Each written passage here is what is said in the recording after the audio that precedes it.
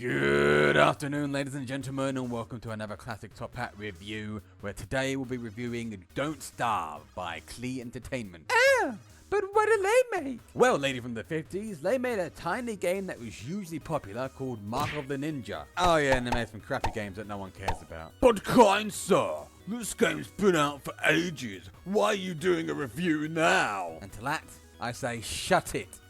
It was on Steam for £4.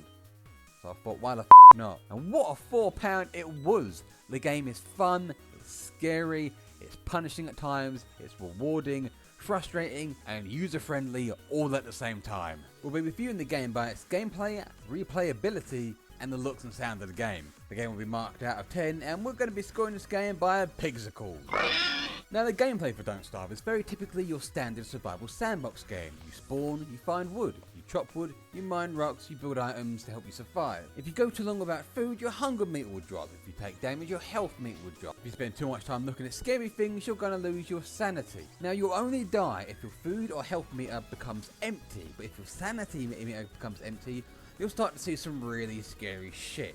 Monsters appearing from the screen, sounds that aren't really there, and they will eventually manifest into real monsters and persistently pursue you in an effort to end your life. The game on its default setting gives an adequate challenge and makes it just hard enough that you actually feel rewarded when you find a few lumps of buffalo shit on the floor. But hunger isn't your only enemy in Don't Starve. No. There's a long list of creepy crawlies itching to get their hands on you, ranging from pissed off buffaloes, frog spiders, pigmen, shadow monsters, tentacles, and many, many more. If you have a decent weapon, you can kill them and take what loot they drop, but be warned, because death in this game is permanent. So one misclick to that swarm of killer bees, and you can kiss your 12-day living streak goodbye. If you're struggling in the game though, you can always try and load up a new world with a different preset.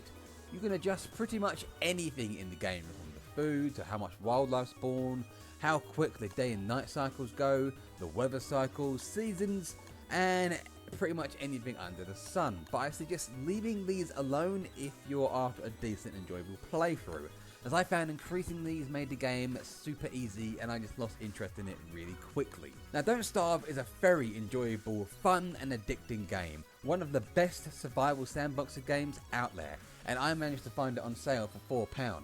But at the moment it's going for about $11.99, and I'm telling you, this game is worth triple that. It is so worth your money.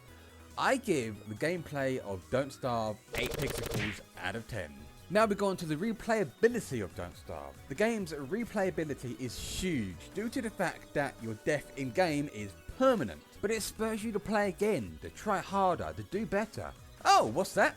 Buffaloes don't like being hit with pointy sticks? I'll remember that next time. But the more of the game you play and the longer you live, you'll get more and more experience points, which you'll then use to level yourself up. Now, this isn't no MMO or RPG. When you level up, you unlock new playable characters with traits other than being able to grow a hefty beard, as marvellous that beard is, Wilson. Now, the second character you can unlock is Willow, who's a 9-year-old pyromaniac who likes to set things on fire when she gets nervous. She also starts the game with a lighter, which frankly comes in really handy at night time. Now, the third character you can unlock is called Wolfgang, and he's the game's strongman. He takes longer to starve and has the benefit of hitting harder than a truck full of Miley Cyrus's shitty albums. But this comes at a cost, because the big pansy is scared of the dark and all them monsters that come with it. More characters become unlockable as your level increases, which will change the way you'll play through the game. They even have some DLC coming soon, which will add even more features to the game, adding more to the replayability. But if you do get bored of the standalone game, they've been nice enough to even put mods into the game. The only mod I could find though was a game called The Screecher, which is meant to be a total overhaul of the game itself. It's meant to be kind of like a horror game, think of like Slender or Outlast, and I quote, is best played in the dark with headphones on. Can't be that bad. Oh god, I was wrong! You'll be playing Don't Starve for hours and hours to come, whether it's as Willow, or as any other characters, or just trying to figure out some of the various mods. I'll be giving the replayability of Don't Starve 9 pixels out of 10. And finally, onto the looks and sounds of Don't Starve. Now, Don't Starve has a very unique style in my eyes, one that reflects only the works of Tim Burton or Courage the Cowardly Dog, if you remember that. It's all very dark and post-apocalyptic, and The only thing that really bothers me are the giant toothed anuses that are meant to be wormholes. Ugh. Just reminds me of that hideous film, Teeth.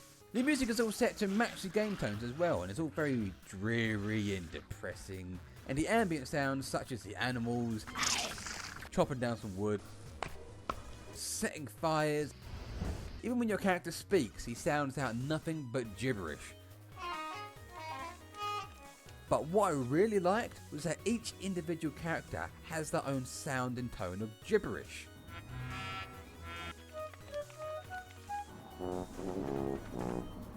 I'm scoring the looks and sounds of Don't Starve 10 pixicles out of 10. So that's it for this review of Classic Top Pack Review, guys, brought to you by ScreenRobot.com. Don't forget to go check them out, and I'll be back next week with another review. Don't forget to like the Facebook page, subscribe to the channel, like the video, leave a comment below, let me know what you thought, and follow me on Twitter.